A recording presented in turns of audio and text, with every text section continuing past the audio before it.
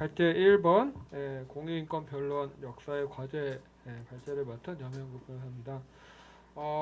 제게 주어진 시간이 원래 30분인데 조금 이제 전체적인 그 토론의 시간이 좀 늦춰진 관계로 최대한 빨리 20분에서 25분 사이에 마무리하도록 하겠습니다. 사실은 공익인권 변론의 역사와 과제를 라는 이제 큰 주제를 제가 발제를 맡게 돼서 굉장히 부담이었고, 또 이제 고 조용래 변호사님 30주기를 맞아서 이렇게 발제를 한다는 것 자체가 영광스럽긴 하지만 무거운 자리를 이제 맡아서 조금 이제 부담감이 있었고요. 뭐 그러던 차에 또 이제 많은 또 그간의 공익인권 변론의 역사와 또 현황, 또 과제에 대해서 공부하는 그런 좋은 뜻깊은 시간이기도 하였습니다. 짤막짤막하게 말씀을 드리도록 하겠습니다. 제 발제 순서는 다음과 같습니다. 역사를 조금 살펴보고 분야별 현재 어떤 변론이 진행되고 있는지, 또 그 한계는 무엇인지, 앞으로의 과제는 무엇인지 순서대로 살펴보도록 하겠습니다. 우선 이제 공익인권 변론이라고 하는 것은 공익소송 변론과 공익 변론, 민권 변론의 조합의 단어입니다. 우리나라 사회운동 역사 과정에서 만들어진 조어이고요. 미국에서 발전되었던 그런 공익소송, 공익법 운동은 이제 무변호 혹은 저변호된 사람들에 대한 법적 대표성을 부여하는 그런 노력들을 이제 지적을 한 부분이고, 인권 변론은 우리나라 특유의 그런 뭐 일제와 또 군사 정부 독재 시절에 그런 국가 폭력으로부터 이제 인권 탄압을 받았던 분들에 대한 그런 이제 형사 변론을 이제 민주화 운동 차원에서 진행했던 것이 그런 이제 인권 변론의 의미라고 할 수 있겠습니다. 그래서 거슬러 올라가면 공익인권 변론의 역사는 일제 치하부터 이제 시작된다고 보여집니다. 뭐 일부에서는 이제 뭐 그런 형사 변론은 공익 인권 변론의 범죄에 포함되지 않는다라고 이제 보시는 분도 있지만, 사실 우리나라 역사에 있어서 공익 소송이라고 하는 것은 사실 1980년대 후반에 이제 시작이 됐고, 진정한 의미의 공익 소송은 그 전의 역사를 사실 굳이 부정을 할 필요는 없을 것 같고, 그때 이제 민주화 운동과 그런 군사 독재 정권의 탄압에 맞선 것 자체가 사실은 그 당시에 공익 소송이었다라고 저는 생각합니다. 그래서 일제 때는 뭐 아시다시피 허헌, 김병로, 이흰, 안병차 등의 변호사님들께서 일제의 탄압으로 옥고를 치른 독립운동가들은 이제 변론을 해오셨습니다. 이때부터 이제 그런 인권 변론이 시작이 됐었고요. 특히 이제 박정희, 유신 독재 체제 이후 긴급조치 발동으로 인해서 수많은 무고한 국가폭력 피해자들이 나왔습니다. 그런 분들을 위해서 이돈명, 한승원, 조준희, 홍성우, 황인철 등의 선배 변호사님들께서 또 그와 뜻을 같이 한 수십 명의 또 후배 변호사님들이 이러한 긴급조치 피해자들 혹은 뭐 인혁당 사건 등등을 비롯한 그런 시국사건 피해자들을 위한 변론에 앞장서셨습니다.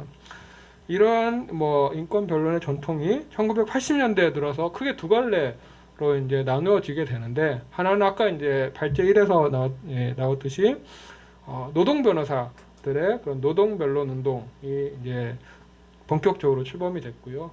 또한 정법회나 청변 등과 같은 공익인권의 변론의 운동의 역사를 계승하는 그런 두 갈래로 이후 역사가 진행이 됩니다.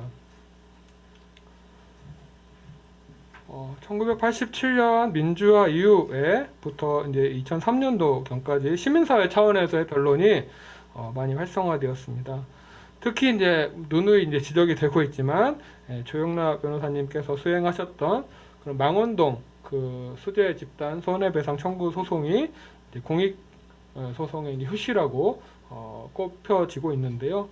특히 이제 법적으로 대변되지 못한 사회 이익, 이런 것을 이제 공익이라고 생각할 수가 있는데, 그런 것들을 피해자 아주 이제 작게 나눠진 그런 수재민들의 피해들을 확산 이익으로서 변호사의 의도적인 개입 아래 집요한 그러한 소송 변론을 통해서 결국에 이제 대법원 확정 판결로 승소를 하게 됩니다. 이러한 소송으로서 그런 정부의 그런 수재 관리 또 굉장한 이제 변화를 이제 이끌어내게 됩니다. 그래서 이를 통한 이제 사회 변화의 일단을 보여주는 그런 굉장히 의미 있는 소송이었다고 봅니다. 그 소송 망원동 수재 손해배상 청구 소송 이후에 공익인권 변론은 굉장히 이제 사전에 기획되고 시민사회단체가 주도하는 그런 형태를 띠게 됩니다. 대표적인 사례가 이제 참여연대에서 주도했었던 백화점 사기 세일에 대한 손해배상 청구 소송이라든지 김포공항 항공기 소음 피해 소송, 뭐 이 모든 사건들에 사실 대부분 민변 변호사님들이 또 이제 참여를 해주시기도 했었죠. 이제 명의가 중요한 것은 아니고 어쨌든 이러한 소송들이 뭐 참여연대와 민변과 경실련 등등의 이제 사회단체들이 이제 참여한 가운데 각 영역에서 다양한 가치들을 옹호하고 또 인권을 변론하기 위해서 소송이 진행되어 왔습니다. 2004년도부터 뭐 제가 소속돼 있는 공감을 비롯해서 공익을 전업으로 하는 변호사들이 조직되고 그런 공익인권 변론 활동이 조금 더 이제 체계적으로 전개가 되었습니다. 이전에는 이제 아시겠지만 이제 민변 변호사님들이 본업을 하시다가 이제 가외 활동으로 공익 활동을 하는 형태가 주된 공익 활동의 모습이었다면 2004년 이후에는 공익만을 전업으로 전담해서 하는 공익 변호사 단체 혹은 이제 공익 단체에서 활동하는 공익 전업 변호사들이 이러한 일정한 보수를 받으면서 그 업무에만 전담하는 그러한 성격이 조금 이제 변화가 있었습니다. 그래서 기존의 형사 변론 중심의 인권 변호사 활동에서 이제 확대가 돼서 다양한 소수자 인권 영역에서 뭐 국가배상 소송뿐만 아니라 행정소송, 헌법소송 등 그 소송의 영역이 굉장히 확대가 되었고, 또 소송 이외에도 공익입법 활동이나 정책 개선 연구 등 활동의 범주도 굉장히 확대가 되었습니다. 분야별로 진행됐던 공익인권 변론의 내용을 아주 간략하게 자세한 내용은 제 책의 내용을 조금 참조해 주시면 감사하겠습니다. 말씀을 드리도록 하겠습니다. 뭐 분야별 공익인권 변론의 내용에서도 민변이 주도했던 그런 자유권 분야 변론이 특히나 이제 빛이 났던 것 같습니다. 국가보안법이나 집회 시위 변론 등 이런 표현의 자유 영역에서 민변은 이제 발군의 그런 이제 활약을 보여줬었고요.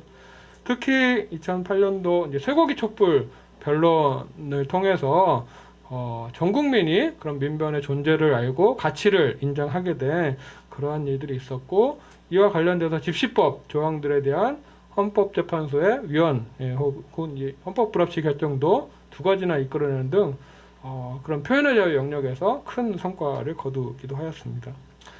또한 여성 인권과 관련돼서도 뭐 호주제 위원 소송만 언급을 했지만 책에는 조금 더 자세한 내용이 나오지만 다양한 뭐 여성 차별이나 여성 인권 침해에 관련된 그러한 부당한 조항들에 대한 위헌 소송, 차별 구제 소송 등을 제기해서 여성 인권 향상을 위해서도 굉장한 노력을 기울였습니다. 또한 이제 특히 이제 긴급조치에 대한 그런 위헌 판결 이후에 그 재심 사건들에 있어서도 민변이 아니었다면 이러한 피해자 구제가 전혀 가능하지 않았을 만큼 민변의 그런 과거사 재심에서의 역할도 굉장히 컸다라고 보여집니다. 또한 다른 갈래로 참여연대나 환경운동연합 등이 중심이 돼서 사회권 내지 환경권 분야에서의 변론도 계속 이어지고 있습니다. 아까 잠깐 언급해드렸던 뭐 대표적인 이제 김포공항 항공기 소음 피해 집단 소송도 망원동 수재 손해배상 청구 소송이나 백화점 사기 세일에 대한 손해배상 청구 소송을 이어서 시민단체, 뭐 민변이나 참여연대가 주도가 돼서 그런 개개로 잘게 짜뉘어진 그런 이제 항공기 그 김포공항 주변의 그런 주민들을 대표해서 집단적으로 소송을 제기하고 결국에 이제 승소 판결을 이끌어낸 그런 사건이었었고요. 그래서 이 김포공항 피해 집단 소송을 통해서 그런 공익소송의 그러한 기획과 그런 네트워크 형성 등 이제 앞으로의 공익소송의 방향도 조금 이제 보여준 그런 사건이었다고 보여집니다. 그 외에도 이제 뭐 서울대기오염 피해 소송이나 이명박 정부 상대한 4대강 취소 소송, 가습기 살균제 피해자들의 손배 청구 소송, 월성 수명 1호기 수명 연장 허가 처분 취소 소송 등의 매우 사실 하나하나가 매우 굵직굵직한 사건인데 제가 이제 그냥 제목만 언급을 하고 넘어가는 게 굉장히 안타깝지만 이런 소송들이 계속 진행됐었고 계속 진행되고 있는 중입니다. 2000년대 이후 사실 소수자 사회적 약자를 위한 공익인권 변론이 매우 이제 활성화되고 다양해지는 이제 일이 또 공익전화 변호사들이 활동하게 된 시작한 그런 시점이기도 했었는데요.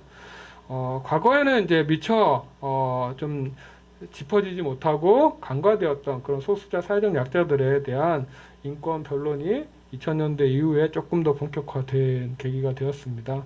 장애인 분야, 또 뭐 성소수자 분야, 이주 난민 분야, 빈곤 홈리스나 아동 청소년, 동물권 분야, 양심적 병역 거부까지 여러 다양한 소수자 사회적 약자 영역에서 공익 소송이나 혹은 뭐 입법 활동, 제도 개선 연구 등 다양한 공익적 변론들이 이루어져 왔고 그러한 공익인권 변론에 참여한 그런 변호사들의 그런 헌신과 노력에 힘입어서 그런 소수자 사회적 약자에 있어서의 인권 향상도 과거에 비해서 굉장히 이제 많이 발전이 된 것으로 보여집니다. 그렇지만 이제 뭐 공익소송이라는 점의 한계가 분명히 또 존재하기도 합니다. 사실은 뭐 법 자체가 이제 기본적으로 질서 유지나 사회 안정을 위해 만들어 오는 시스템이고 그 시스템에 복무하는 이제 법관이 가장 이제 보수적인 집단이기 때문에 그 법원에 소송을 제기 해서 그러한 권리구제를 받는 것이 사실은 굉장히 어려운 일이고 지난한 일이고 한계가 조금 있는 부분이기도 합니다. 다른 측면에서 이제 사회의 뭐 정치 관련된 다양한 이제 문제들이 존재하는데 그런 문제들을 이제 법의 형식으로 과도하게 이제 법원과 헌법재판소에서 문제 제기를 하는 방식으로 되는 경우가 있었습니다. 그것이 이제 정치의 사법화를 불러오고 그것은 이제 사법의 정치화를 또 가져와서 이 사회 문제 자체가 이제 사회적으로 논의가 되고 또 공론의 장에서 그런 해소가 되지 못하고 사법부라고 하는 뭐 일개 재판부가 이제 그런 걸 결정해버리는 그러한 문제도 있었습니다. 예컨대 미라급 파병 때도 그랬었고 뭐 주한미군 배치에 뭐 관련된 문제에서도 사실은 소송으로 접근할 부분은 아니었다고 생각이 드는데 어떤 그런 부분은 조금 경계가 꼭 되어야 되고 한계점으로 지적이 될 수가 있겠습니다. 공익인권 변론에서 뭐 어제와 오늘과 이런 것도 중요하지만 앞으로 미래가 이제 가장 중요하기 때문에 공익인권 변론의 과제에 대해서 조금은 더 자세하게 말씀을 드리고 싶습니다. 사실은 2000년대 들어서 가장 이제 소수자 인권 또 사회적 약자 인권 부분에서 활동을 하는 변호사들이 늘어나면서 그 분야에서의 그런 공익인권 변론도 활성화가 되고 또 그것이 바로 또 소수자 인권의 향상에 큰 기여를 한 부분이 분명히 존재합니다. 그런데 이제 우리 사회 가장 약자층이 뭐 장애인, 아동, 노인 쪽에 이제 권익공호 기관이나 보호 전문 기관들이 있는데 그 기관들의 사실은 변호사가 상근을 하지 않고 있어 대부분 상근하는 데가 일부 있긴 하지만 그래서 법적인 대응이 대단히 이제 미약하게 진행이 되고 아동학대, 뭐 노인학대, 장애인학대가 계속 이제 사회면을 장식을 하지만 이것이 법적인 구제가 되거나 가해자에 대한 응당의 처벌이 이루어지지 않는 것이 사실은 법적인 전문가가 상관하지 않는 부분이 굉장히 크다라고 보여집니다. 그래서 뭐 다각도로 이제 좀 모색을 해보고 있지만 안 되고 있는 상황이기도 합니다. 그래서 이런 기관들의 상근 변호사가 채용이 돼서 조금 더 밀착해서 소수자 사회적 약자에 대한 권익 공호가 이루어질 필요가 있다라고 이제 생각이 되고요. 또한 2000년대 중반 이후에 뭐 법무부인 태평양 등을 비롯해서 10대 로펌 중심의 로펌 프로보노가 굉장히 이제 확대가 되었습니다. 그런데 로펌 공익 네트워크를 이제 꾸려서 12개 대형 로펌들이 이제 다양한 분야에서 공익 활동을 이제 펼치고 있는데요. 그런데 이제 우리나라 로펌이 이제 대형 로펌만 있는 것이 아니라 3천여 개가 넘는 이제 로펌들이 있고, 로펌 소속 변호사 수가 이제 로펌이 소속되지 않는 변호사보다 훨씬 더 많습니다. 그런데 이제 그 이하 로펌에서는 그런 프로보노가 이제 아직은 이제 미약한 수준이기 때문에 그런 이제 중소형 로펌에서의 그런 프로보노 활동도 확대가 되게 되면 공익인권 변론에 있어서도 분명히 이제 조금 더 확산과 진전이 있을 것으로 보여집니다. 또한 뭐 아시겠지만 민변도 이제 또 다른 지역에 지부를 두고 있어서 그 지역에서의 그런 필요로 한 그런 법적 과제들에 대응을 하고 있는데, 아무래도 이제 다 서울 중심이다 보니까 서울 이외 지역에서의 그런 공익적 활동도 많이 이제 재정과 뭐 인적인 물적 요건들이 미비한 수준입니다. 서울 이외의 지역에서 요구되는 그런 과제들에 대응하기 위해서도 그런 변호사 공익 활동이 그 위의 지역에서의 활동이 확산이 될 필요가 있겠고요. 이를 위해서 뭐 서울에서 프로보노 지원 센터가 만들어진 것처럼 지방 변호사 회별로 프로보노 지원 센터가 만들어지고, 이를 또 변협 차원에서 모아서 지원을 하는 그런 체계가 좀 마련이 될 필요가 있겠습니다. 또한 이제 공익 펀드, 공익 변호사를 양성하는 지원 기금이 조금 더 확대될 필요가 있겠는데요. 지금은 법조공익 모임 나우와 저희 공감이 함께 공익 변호사 자립 지원 사업이라는 명목으로 2년 동안 2명 정도의 공익 변호사를 이제 지원을 해서 자립을 지원하고 있는 것이 한 축이 있고요. 서울지방변호사회에서도 지난해 2019년도부터 공익전합변호사 양성사업이라는 이름으로 나우 공감기금과 유사한 사업을 시작을 했습니다. 근데 이제 뭐 지원이 뭐 많아야 이제 3-4명밖에 안 되기 때문에 이러한 공익 변호사 양성 기금 내지 지원 기금들이 조금 더 다양하게 확대가 될 필요가 있겠고, 올해 뭐 서울대 로스쿨에서 그런 공익 변호사 펠로우십이라고 해서 그런 양성 기금이 또 하나 발족이 되기도 하였습니다. 이런 것들이 전국 로스쿨에 조금 확대가 될 필요가 있다라고 보여지고요. 다음으로 이제 관심이 있으신 분들이 많이 계실지 모르겠는데, 어쨌든 이제 법조 양성 제도가 이제 기존의 사법시험 제도에서 로스쿨 제도로 바뀌었고, 이제 더 이상 이제 사법시험 제도로 이제 양성이 되는 변호사들은 없습니다. 이제 로스쿨에서의 공익적인 법률가 양성이 굉장히 중요하고 의미가 있는데도 불구하고 로스쿨 교육 과정에서 이것이 대단히 이제 간과되고 있고, 또 매우 이제 비중이 가려져 있을 수 있습니다. 그래서 리걸 클리닉, 공익적 변호사 양성을 위한 리걸 클리닉의 활성화에도 조금 더 이제 제도적인 지원과 또 이제 변호사들의 관심이 좀 필요로 한 부분이라고 생각을 합니다. 다음으로 이제 데이터베이스 구축과 정보 자료 공유인데요. 민변에서도 이제 공익 디지털 도서관을 이제 최근에 만들어서 그런 공익인권 변론과 관련된 정보를 축적하고 이를 공유하는 작업들을 하고 있습니다. 매우 이제 중요한 작업인데, 이런 부분들이 공익인권 변론을 하는 많은 변호사들과 조금 공유가 되고 확산이 될 필요가 있다고 보여집니다.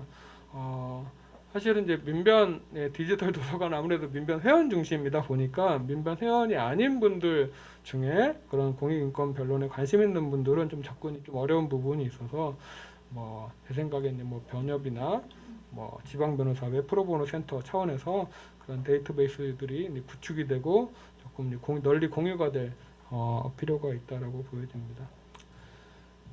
다음으로 이제 공익입법 운동의 활성화 부분인데요.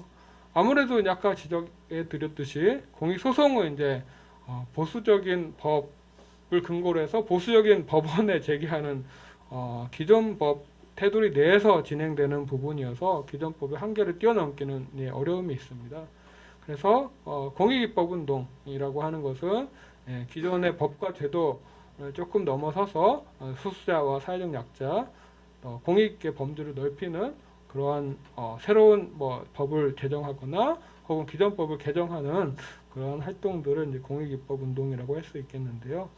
공익인권 변론에서 과거 이제 공익소송이 중심이 되었다면 앞으로는 조금 더 공익입법 운동에 방점이 찍혀져서 그런 이제 제도적인 경계의 틀을 조금 더 확산하는 부분이 필요할 것 같습니다. 다음으로 법률구조와 국선변호의 정비입니다. 이 부분은 이제 책자에는 조금 더 자세하게 현황을 더해서 과제까지 조금 더 상세하게 적었는데요. 간단하게 말씀드리면 법률구조공단이나 법원이 주도하는 국선변호사 제도, 또 이제 성폭력 피해자 국선이나 법원의 소송구조나 이런 이제 법률구조 국선변호가 각 기관에 이제 산재가 되어 있고 체계가 정비가 안 되어 있습니다. 법률구조공단은 누구나 다 알듯이 굉장히 이제 국가 예산이 굉장히 막대하게 들어가는 공단에서 진행이 되지만 사실은 제대로 법률 구조가 되지 않는 그런 이제 문제점을 계속 이제 갖고 있는 부분이고요. 그래서 이러한 법률 구조나 국선 변호를 정비를 해서 저는 변협에서 담당하는 것이 가장 적절하지 않을까 싶고요. 일본 같은 경우도 사법센터를 이제 변협이 관장을 해서 법률 구조와 국선 변호, 그다음에 이제 퍼블릭 디펜더라고 해서 그런 공공 변론까지 담당을 하는 부분이 조금 제도 개선 과제로 남아 있다라고 보여집니다.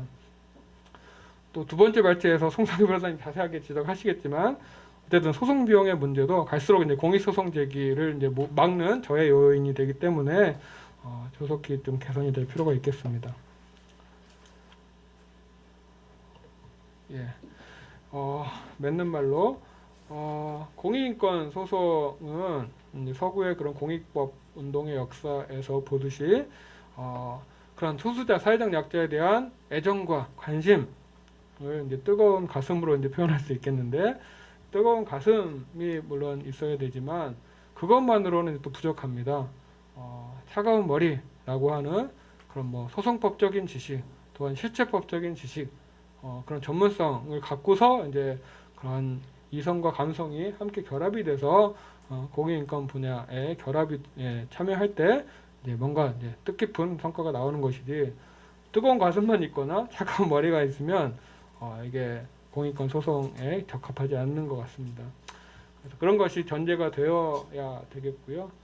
또한 이제 이법 위인이라고 해서 법으로 사람을 위한다라는 이제 상황인데, 사실은 이제 법 자체가 그런 권력자들의 권력을 통제하고 그 일반 시민들의 인권을 옹호하기 위해서 만들어진 것이 이제 역사입니다. 그래서 그 법을 옹호하는 역할을 담당하는 변호사들이 그런 이제 법정 변론 자체를 이제 독점하고 있는 그런 특권이 부여되어 있기 때문에, 특권이 부여된 만큼 또한 이제 사회에 필요로 하는 정의 실현과 인권 옹호에 있어서도 당연하게 직역 자체로 또 그런 역할을 또 해야 되지 않을까 싶습니다. 그래서 이런 것들이 앞으로 기존 선배님들의 그러한 유구한 역사를 잘 이어받아서 또 저희가 또 잘 수행을 하고 또 후배들에게 잘 이어줄 책임이 또 있지 않을까 생각을 합니다. 네, 이상으로 마치겠습니다.